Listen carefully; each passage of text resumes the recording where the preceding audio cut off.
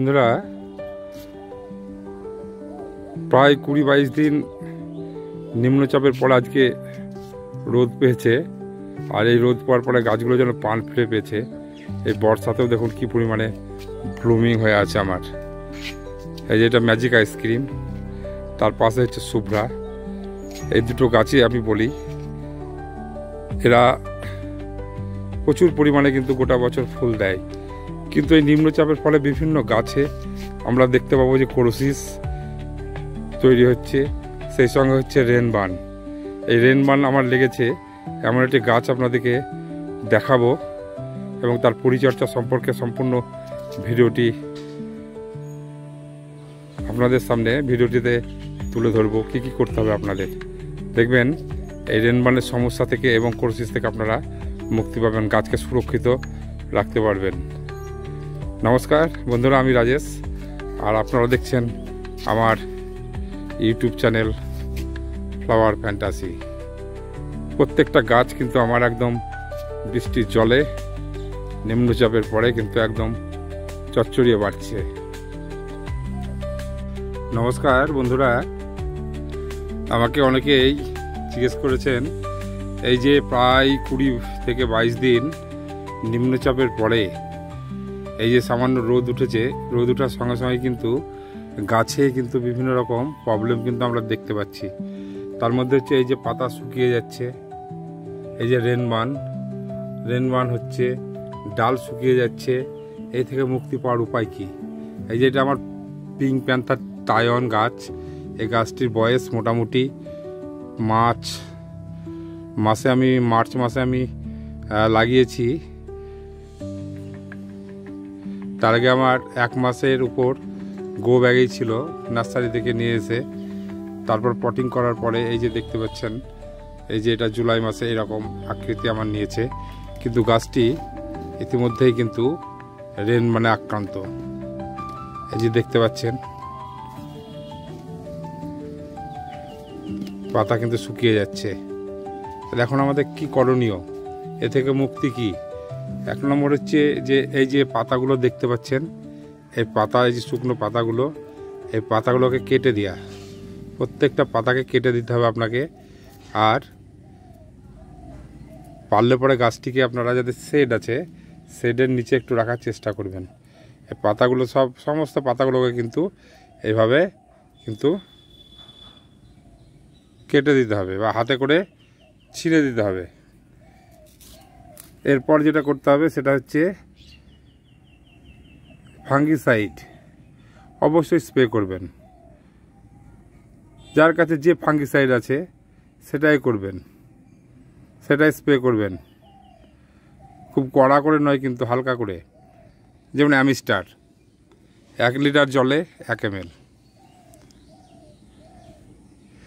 1 গ্রাম Surf 1 litre জলে, ঠিক আছে? এইভাবে করবেন। আর পরপর একই ফাঙ্গিসাইড ব্যবহার করবেন না, একটু চেঞ্জ করবেন। দেখবেন গাছটা আস্তে আস্তে একটু প্রাণ ফিরে পাবেন। আর গাছের গোড়াতে যেন কোনো রকম নোংরা না থাকে, সেটা পরিষ্কার করে দিতে হবে। এই যে দেখতে পাচ্ছেন, এই যে পাতাগুলো পড়ে আছে, এগুলো কিন্তু তুলে দিতে হবে। এগুলো সমস্ত কিন্তু পরিষ্কার করতে হবে আপনাদেরকে। এটা কিন্তু অবশ্যই মাথায় রাখবেন।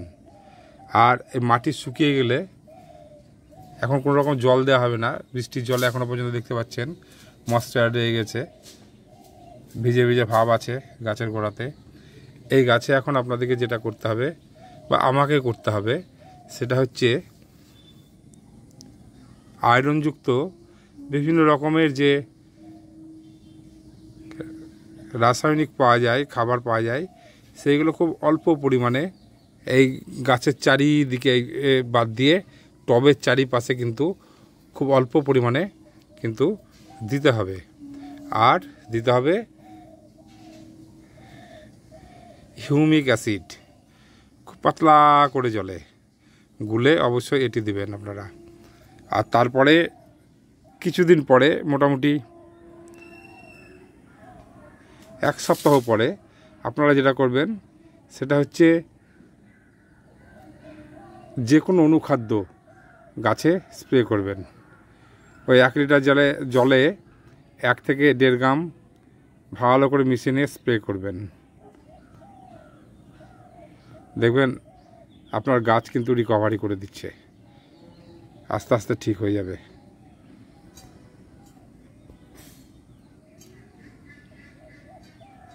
আরও একটা জিনিস কিন্তু আমরা করতে পারি, সেটা হচ্ছে ট্রাইকোডার্মা ভিরিডি।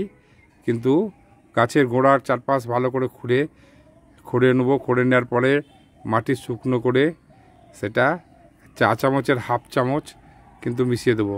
আপনারা জানেন ট্রাইকোডার্মা ভিরিডিটি নিজের ছত্রাক, এই যে বর্ষার ফলে গাছের মাটিতে বা গাছে ছত্রাক দ্বারা আক্রান্ত হয়, তা ওই অপকারী যে ছত্রাক, সেই ছত্রাককে ট্রাইকোডার্মা ভিরিডি কিন্তু ধ্বংস করে দেয়। এবং ট্রাইকোডার্মা ভিরিডিটি যেহেতু নিজেই ছত্রাক, তাই উপকারী ছত্রাকগুলো মাটির মধ্যে বংশ বৃদ্ধিতে সহায়তা করে। তাই এটাও কিন্তু আমরা ব্যবহার করতে পারি। আর এপসম সল্ট, সেটাও কিন্তু খুব অল্প পরিমাণে আপনারা ব্যবহার করতে পারেন, যেটা শিকড়কে সজীব করে রাখবে। টবের চারিপাশে একদম 2-4 দানা আপনারা দিয়ে দেবেন, দেখুন ভালো রেজাল্ট পাবেন। এমনকি এপসম সল্ট আপনারা স্প্রে করতেও পারেন, ওই 1 লিটার জলে 1 গ্রাম, তার বেশি নয়। কিন্তু এই পরিমাণটা কিন্তু অবশ্যই আপনারা মাথায় রাখবেন। এই যে আমার এই আইডিটা হচ্ছে পিঙ্ক প্যান্থার তায়ন, খুব সুন্দর একটি আইডি। আমার কাছে হোয়াইট প্যান্থার তায়নও আছে, সেটা অপেক্ষাকৃত একটু ছোট চারা। এইভাবে পরিচর্যা করলে পরে আপনারা এই যে পাতা পচে যাচ্ছে বা রেনবান, এই সমস্ত থেকে গাছকে সুরক্ষিত করতে পারবেন। এই গাছটির বয়স যেহেতু ফেব্রুয়ারিতে আমি নিয়ে এসেছি, মার্চে রিপোর্টিং করেছিলাম, তো আমি মার্চ, এপ্রিল, মে, জুন, জুলাই 5 মাস বয়স। আর দেখুন আমার 1 মাস বয়স সানস্টোন হোয়াইট, সে কিন্তু জলেই পড়ে আছে। এই যে রিপোর্টিং করে দিয়েছি, রিপোর্টিং করার পরে এই যে দেখতে পাচ্ছেন যে আগাছা কিন্তু টবে অলরেডি হতে শুরু করেছে। অথচ দেখুন এই গাছটা কিন্তু কিচ্ছু হয়নি, একদম আস্তে আস্তে কিন্তু বেশ ভালোই বৃদ্ধি নিচ্ছে, গ্রোথ খুব সুন্দর।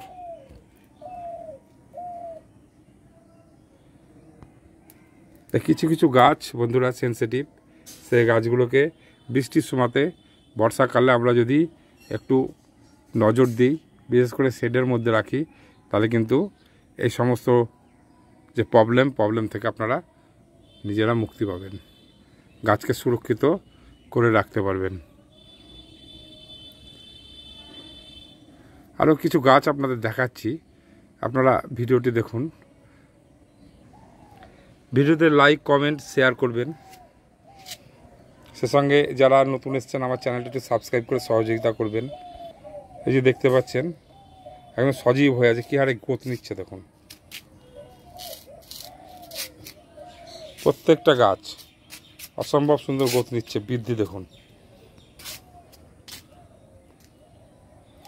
খুব সুন্দর। কিন্তু এই বর্ষার জল পেয়ে একদম সে বলে না লকলকিয়ে বৃদ্ধি হচ্ছে, এটাও কিন্তু ঠিক সেটাই আমরা দেখতে পাচ্ছি।